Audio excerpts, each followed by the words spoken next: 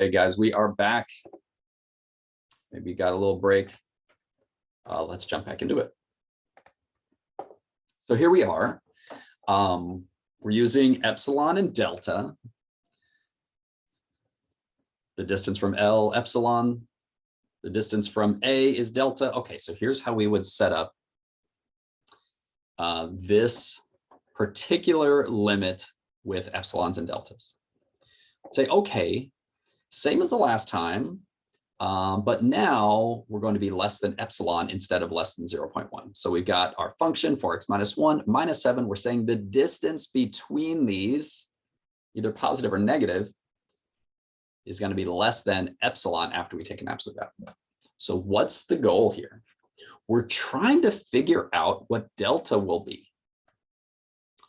right? It's almost like we know the distance from L here is 7, right? We know how far away from 7 we need to be, but given that, how close does X have to be to 2? That's what delta will be. We're going to go about this the same way. We're going to simplify what's inside those absolute values. Okay, so we got 4x minus 8. We're going to factor out the 4. We're going to divide by 4. So we have the absolute value of x minus 2 is less than epsilon over 4. And there we go. The distance from x to 2 needs to be less than epsilon over 4. That is what we call delta. The difference between x and 2 must be less than delta, which is equal to epsilon over 4. The idea is to figure out what delta, but delta is always in terms of epsilon. So depending on what epsilon is, there's a corresponding delta that will tell us how close x needs to be to 2 or to A, if you will. Now here's kind of an interesting thing to kind of pause and sort of take it all in with what's happening with this problem. It turns out to be epsilon over 4. What did we get earlier, right? 0.025. Well, it wasn't that 0.1 divided by 4, right? So what we're saying is, for this problem, whatever epsilon is, whatever value you give it, and it's always thought of as like a small number, like 0.1 or 0.01 or 0.005, or, whatever that is, if you simply divide it by 4, well, that's how close x needs to be to 2. So I can make this number whatever I want. I can make it 0.1 or 0.01 or 0.003 or 0.000008, there's always a way to make x close enough to 2 to get my function close enough to 7 to make that happen. In this case, all I got to do is divide by 4. Now, if we kind of go even a step further, where did that 4 come from? Why was it 4? Right? If you think back to the function, well, wasn't 4 the slope? Ooh, I'm going to go back a couple of slides to our graph, right back here. If that slope is 4, then when this comes off and shoots down, right, the distance here, because of the nature of that angle, this distance is 1/4, and it doesn't look like that in my drawing, obviously. I didn't quite draw my green line steep enough, but it definitely got smaller, right? So whatever that gap was, it got cut by 1/4 because of the nature of that angle of the slope. All right, that's really kind of taken it to another level.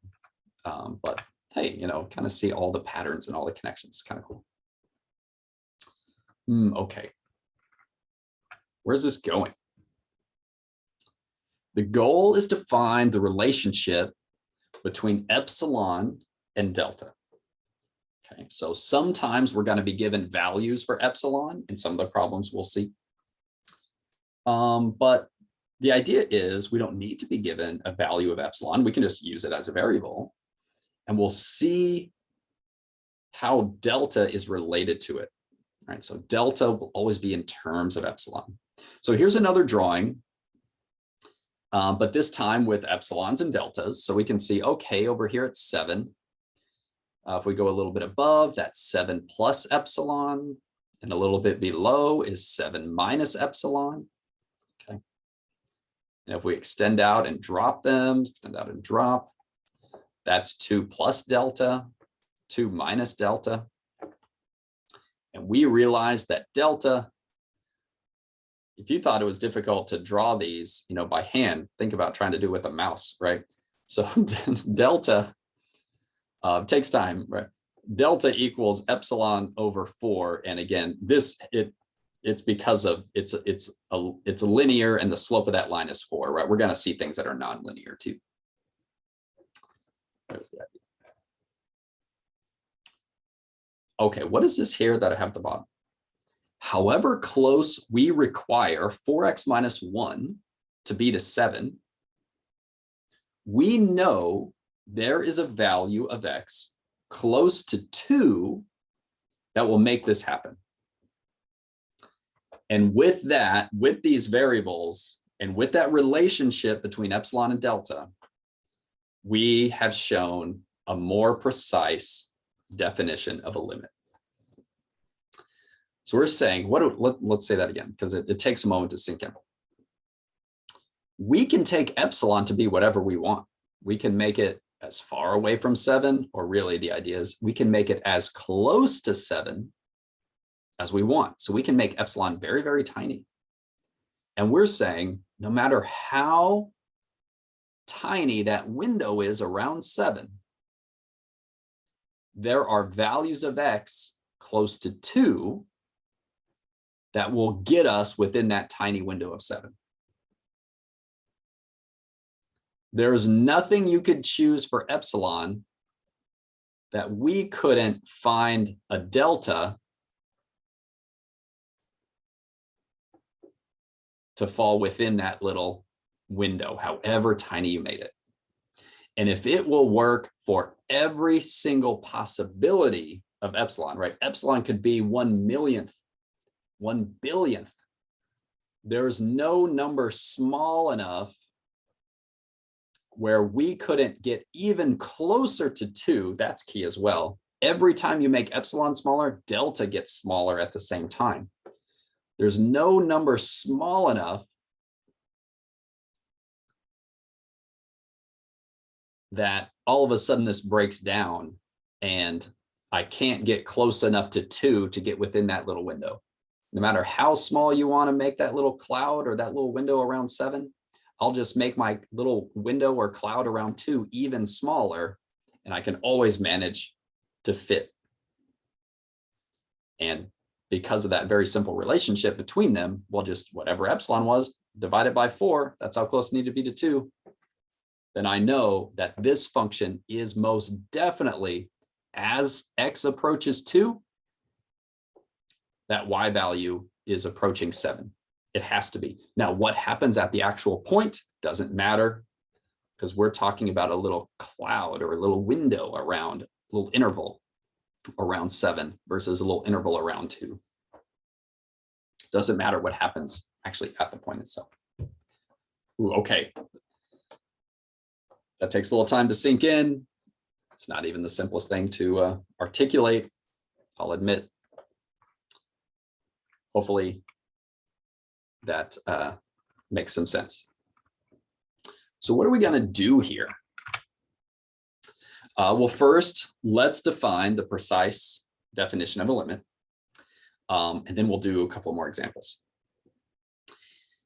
Here it is, the precise definition of a limit. If for every epsilon greater than 0, we always think of epsilon as being positive. Same for delta, because they're distances, either above or below.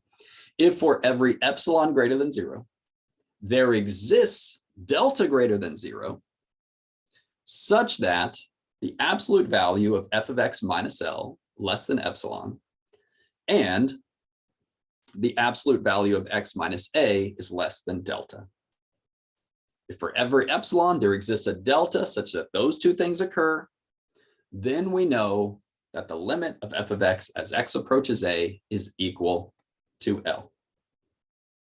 There's no epsilon that you can pick where there's not a corresponding delta, where both of these things, that's less than epsilon and this is less than delta, are true.